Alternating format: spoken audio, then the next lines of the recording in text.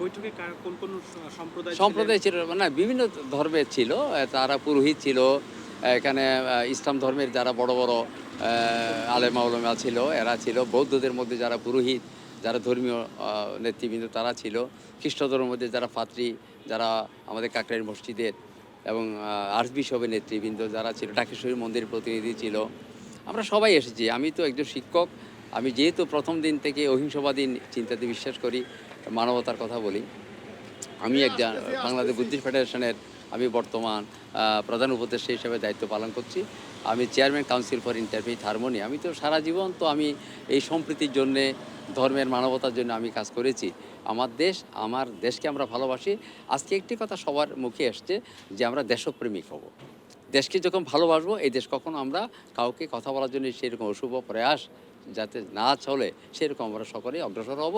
প্রয়োজন বোধে আমরা একটা প্রাচীর সৃষ্টি করবো এই দেশের মধ্যে। আজকে বৈঠকে আপনারা কোনো দাবি না, দাবি সেভাবে আসেনি, পরামর্শ এসেছে। একটা দাবি এসেছে, আমি যেটা বলছি যে আন্তর্জাতিক সম্প্রীতি সম্মেলন করার জন্য, যেটা ইন্টারন্যাশনাল একটা হারমোনি যাতে তৈরি করা হয়, তা সম্প্রীতি সম্মেলন করা হয়, যেখানে ঢাকাস্থ কূটনীতি মিশন, ঢাকাস্থ যারা বিভিন্ন মিশনগুলো আছে, এমবেসিগুলো আছে, তারা দেখুক, এবং আন্তর্জাতিক সংস্থা ঢাকাতে যারা বসবাস করে তারা দেখুক, এবং বাইরের আমরা বিশ্বের যারা বরেণ্য এবং নেতৃবৃন্দ যারা আছে, যারা লিডার, যারা লিডিং পার্টে আছে, তাদেরকে এনে যাতে এরা আমাদের এই এখানে সম্মেলনে উপস্থিত হয়ে আমাদের মুখ থেকে কী কথাগুলো যায়, এবং আমাদের সম্প্রদায়ের পক্ষ থেকে, বিভিন্ন সম্প্রদায়ের পক্ষ থেকে, ধর্মগুরু থেকে কী মেসেজগুলো যাবে, তারা দেখুক যে আমরা কত ভালোতে আছি, আমাদের দেশ অত্যন্ত শান্তির দেশ, কিন্তু আমাদেরকে সেইভাবে ধর্মকে ব্যবহার করে অপশক্তি এগুলো করা হচ্ছে।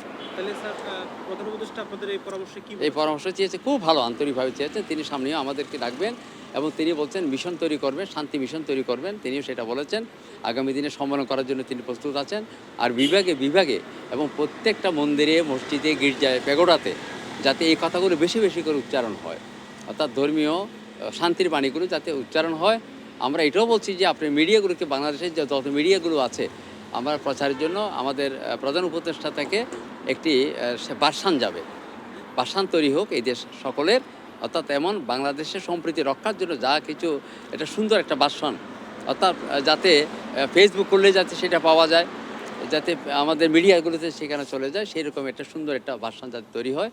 আর মিশনারি কাজ করার জন্য, শান্তি মিশন তৈরি করার জন্য যাতে আমাদের সেকশন তৈরি করা হয়, সেই রকম কমিটি গঠন করা হয়। ইসকনের সাথে কোনো আলোচনা হয়েছে? হ্যাঁ, ইসকনের সঙ্গে হয়নি। ইসকনকে ডাকার জন্য আমরা কিন্তু বলছি। ইসকনের প্রতিনিধি আসেনি, ইসকনকে ডাকার জন্য আমরা বলছি যে যেহেতু ইসকনের মাধ্যমে এটা হয়েছে, তাদেরকে ডাকা উচিত বলে আমরা মনে করি। তাদের কথা শোনা দরকার বলে মনে করি। তারা তো কেউ কোনো প্রতিনিধি আসেনি নাকি ডাকা হয়?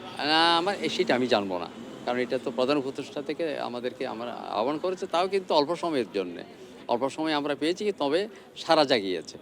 অল্প সময় হলেও কিন্তু আমার মনে হয় মানুষের ভিতরে দেশের প্রতি কতটুকু মমত্ববোধ থাকলে, এবং আজকের এই ঘটনার জন্য মানুষ যে কত দায়বদ্ধতা, আমরা সকলে কিন্তু ছুটে এসেছি ধর্মের পক্ষ থেকে অনেক, কিন্তু আবার বড় শান্তির পরিবেশে আজকের অনুষ্ঠানটা সফল হয়েছে মনে করি আমি। স্যার, আপনি ব্যক্তিগতভাবে একটা নেতৃত্ব প্রদান করছেন।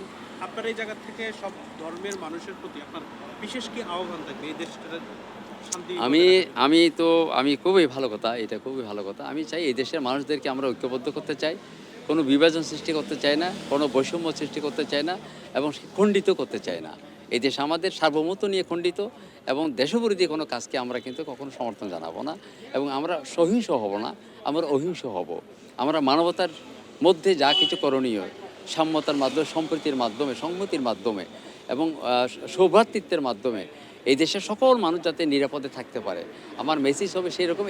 এই রাষ্ট্র আমাদের, এই মাটি আমাদের, এখানে আমরা বড় হয়েছি।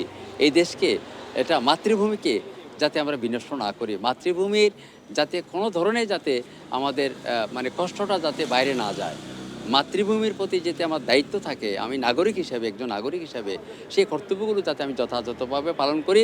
সেই হিন্দু হোক, সেই মুসলিম হোক, সেই বৌদ্ধ খ্রিস্টান হোক, যেই জনপদে জন্মগ্রহণ করি না কেন, এই দেশ আমাদের, এই চিন্তাটা যাতে সকলের মধ্যে আসে, এই বিবেক বোধে যাতে আমরা উদ্বুদ্ধ হই, এটা হচ্ছে আমার সবচেয়ে বড়।